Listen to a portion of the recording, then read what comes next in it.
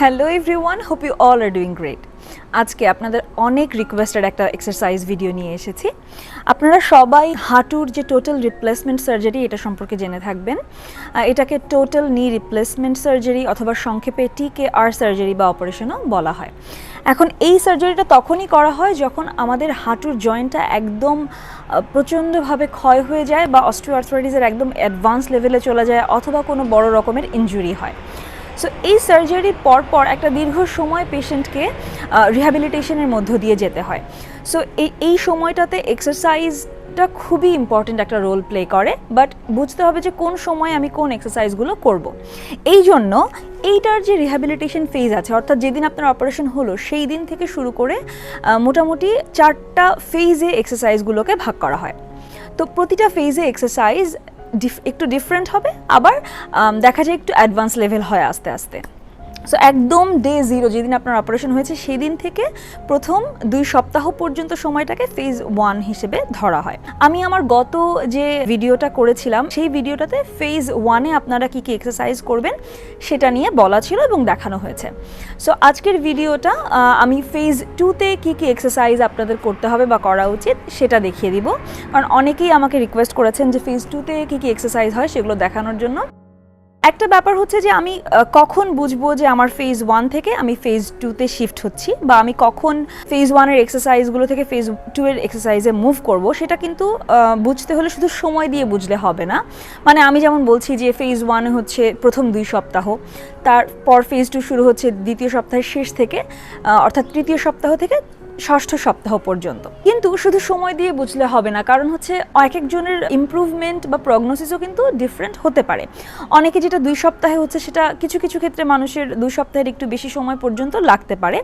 So আপনি phase 2-তে move করবেন কি না সেটা বোঝার জন্য অবশ্যই আপনার ফিজিওথেরাপিস্টের সাথে বা আপনার ফিজিশিয়ানের সাথে কথা বলে নিতে পারেন। আর তাছাড়াও আমি ছোট্ট করে 4টা ডিটেক্টিং ফ্যাক্টর বলে দিচ্ছি, যে এই 4টা জিনিস আপনি যদি ফলো করেন তাহলে আপনি বুঝতে পারবেন যে হ্যাঁ আমি ফেজ 2-তে শিফট হতে পারি বা মুভ করতে পারি। 4টা জিনিসের মধ্যে প্রথম হচ্ছে SLR। আপনারা যদি আমার ফেজ 1-এর ভিডিওটা দেখে থাকেন তাহলে হয়তো এই টার্মগুলো একটু বুঝবেন। SLR হচ্ছে আপনি যদি দেখেন যে আপনার পাটা, আপনার হাঁটুটা সোজা করে আপনি পাটা শুয়ে সোজা উঠাতে পারছেন, তাহলে সেটাকে বলছি আমরা স্ট্রেট লেগ রেজ বা SLR। এটা যদি আপনি সোজা উঠাতে পারেন শুয়ে, বিছানায় শুয়ে। 2, আপনার হাঁটু যদি 90 ডিগ্রি পর্যন্ত ভাঁজ হয় তাহলে। 3, আপনার হাঁটুর যে ফুলে থাকা বা ব্যথা এগুলো যদি একটু কমে আসে। এবং 4, যদি আপনি আপনার নিজের অ্যাম্বুলেশন করতে পারেন, অর্থাৎ আপনি আপনি আপনার বিছানা থেকে বাথরুমে উঠে যাচ্ছেন বা আপনি একা মুভমেন্টগুলো মোটামুটি করতে পারছেন। এখন এই একা মুভমেন্ট বলতে আমি কিন্তু বলছি না যে আপনি একাই উঠে যে কোনো অ্যাসিস্টিভ ডিভাইস ছাড়া যাবেন। আপনার এই স্টেজে আপনার নিজের অ্যাম্বুলেশনের জন্য বা আপনার মুভমেন্টের জন্য হয়তো বা আপনাকে ওয়াকার দেওয়া হতে পারে, অথবা আপনাকে ক্রাচ বা আপনাকে স্টিক দেওয়া হতে পারে বা কোয়াড্রিপড দেওয়া হতে পারে। সো এগুলোকে বলি ওয়াকিং ডিভাইস বা অ্যাসিস্টিভ ডিভাইস। তো আপনি যে কোনো একটা ডিভাইসের সাহায্য নিয়েও মুভ করতে পারছেন। এটাও একটা ইন্ডিকেশন যে মোটামুটি এই 4টা যে জিনিস বললাম, এই 4টা জিনিস যদি আপনি দেখেন যে হ্যাঁ আপনি করতে পারছেন, তাহলেই তখন আপনি বুঝবেন যে আপনি এখন ফেজ 2-এর এক্সারসাইজগুলো শুরু করতে পারেন।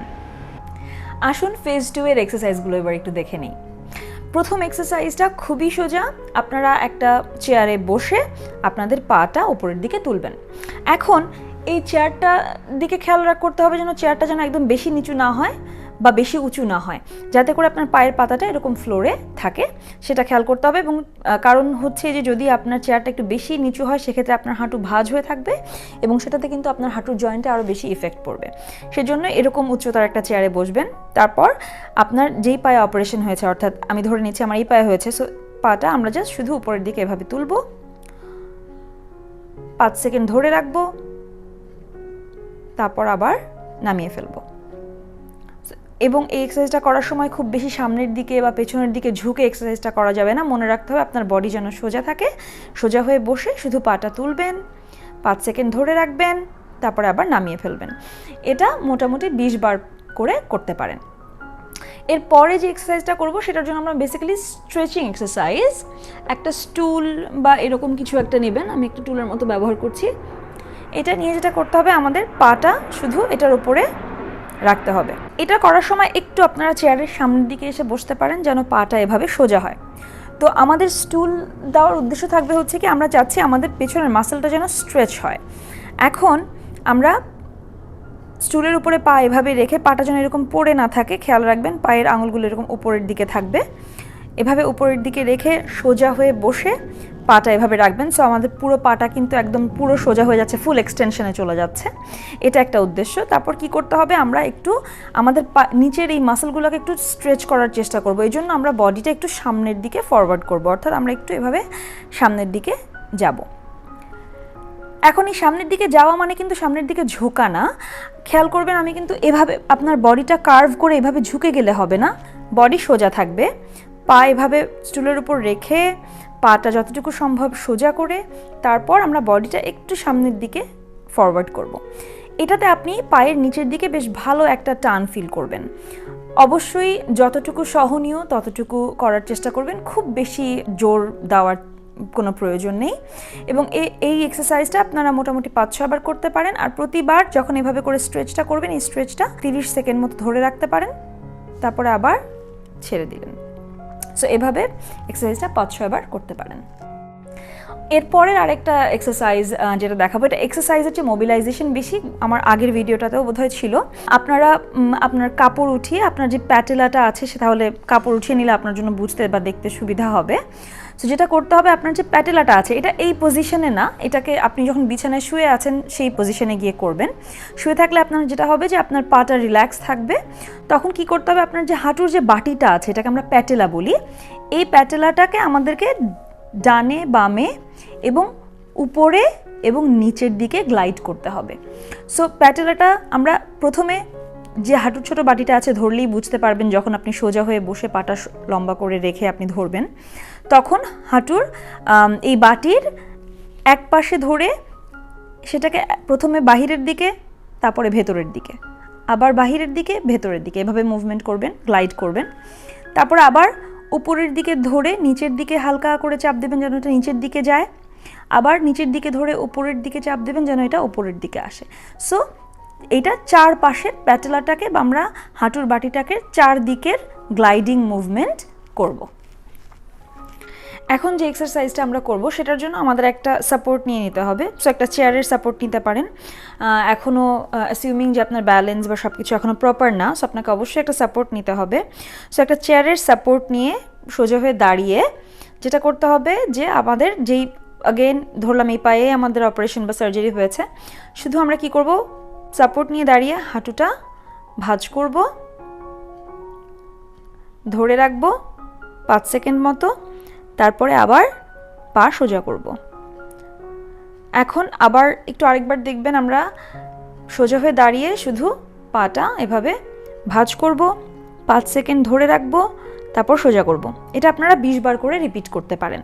এখন এখানে যে কয়েকটা ভুল হতে পারে সেটা হচ্ছে পাটা আপনি যখন ভাঁজ করছেন তখন ব্যথার কারণে বা বিভিন্ন কারণেই এটা একটু এরকম ভাঁজ হয়ে যেতে পারেন, একটু কোমর ভাঁজ হতে পারে বা একটু থাইটা সামনের দিকে ভাঁজ হয়ে যেতে পারে, তাহলে কিন্তু এক্সারসাইজটা প্রপারলি হবে না।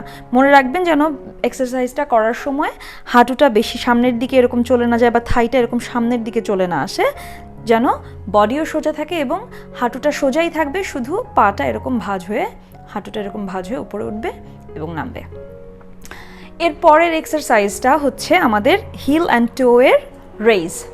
সো এটার জন্য যেটা করতে হবে, এগেইন সাপোর্টে থাকতে হবে, সাপোর্ট নিতে হবে এবং তার সাথে কি করতে হবে, আমাদের হিল একবার উঠাতে হবে, টো একবার উঠাতে হবে। So it's just simply like this, একবার হিল উঠাবেন এবং তারপর আবার টোজ উঠাবেন, পায়ের গোড়ালি উঠবে, তারপর আবার পায়ের পাতা উঠবে, আঙুলগুলো উঠে যাবে। সো এটাকেও 20 বার করে রিপিট করতে পারেন। নট নেসেসারিলি যে একটা পজিশনে গিয়ে অনেকক্ষণ হোল্ড করতে হবে, আপনি শুধু এটাকে এভাবে কিছুক্ষণ ধরে রেখে রেখে করে 20 বার মতো রিপিট করতে পারেন। এর পরের এক্সারসাইজটার জন্য আমাদের একটা সিঁড়ি প্রয়োজন। এখন আপনারা বাসাতে যদি সিঁড়ি থাকে সেখানে করতে পারেন, অথবা ফিজিওথেরাপি সেন্টারগুলোতে কিন্তু এরকম স্টেয়ার কেস করাই থাকে এক্সারসাইজগুলো স্পেসিফিক্যালি এক্সারসাইজ করানোর জন্য। আপনাদের বোঝানোর জন্য এরকম স্টেয়ার একটা স্টুল ব্যবহার করছি, আপনারাও এভাবে করতে পারেন। সেটা হচ্ছে আমরা কি করব, আমাদের যেই পায়ে আমাদের সার্জারি হয়েছে সেই পাটা আমাদেরকে দিতে হবে, অর্থাৎ সিঁড়ির ওপরে। আপনি যদি সিঁড়ি ব্যবহার করেন সেক্ষেত্রে সিঁড়ির উপরে, আমি স্টুল ব্যবহার করছি। সো পাটা সিঁড়ির উপরে দিয়ে বা টুলের উপর দিয়ে আমরা আস্তে আস্তে পাটা ভাঁজ করব। এখন মনে রাখবেন, যদি আপনি সিঁড়িতে করেন তাহলে সেখানে রেলিং থাকবে বা সাপোর্ট থাকবে। আমি সামনে একটা চেয়ার রেখেছি, আপনারাও নিতে পারেন। কখনোই এই এক্সারসাইজ, দাঁড়িয়ে যে এক্সারসাইজগুলো কোনোটাই সাপোর্ট ছাড়া করতে যাবেন না, এটা খুবই ইম্পর্ট্যান্ট। সো আমরা কি করব, এক্সারসাইজটার জন্য পাটা সিঁড়ির উপর দিয়ে আমাদের বডিটা একটু সামনের দিকে ফরওয়ার্ড করব। হ্যাঁ, এখন সামনের দিকে নেওয়ার সময় আমার কী হচ্ছে, হাঁটুটা একটু ভাঁজ হচ্ছে, পেছনের পাটা কিন্তু সোজাই থাকছে, আমার এই হাঁটুটা একটু ভাঁজ হয়ে আসবে। এখন এটা আপনি খুব বেশি, আমি এক্সপেকটেশন এটা এক একজনের জন্য এক এক রকম হবে। আপনি যতটুকু পারেন, এখন আপনার যদি অতটুকু যেতে কষ্ট হয় বা এত ভাঁজ না হয়, তাহলে খুব বেশি প্রেশার দেওয়ার দরকার নেই। যতটুকু পারেন ততটুকুতে গিয়ে একটু হোল্ড করার চেষ্টা করবেন 5 সেকেন্ড মতো, তারপরে আবার সোজা পজিশনে চলে আসবেন। সো অ্যাগেন আমরা ভাঁজ করব আস্তে আস্তে পাটা, তারপর 4-5 সেকেন্ড মতো ধরে রাখবেন, তারপরে আবার সোজা হবেন। এভাবে এটা 10 বার করতে পারেন। এর পরের এক্সারসাইজটার জন্য আপনাকে এভাবে শুয়ে পড়তে হবে এবং 2 হাঁটু এরকম করে ভাঁজ করতে হবে।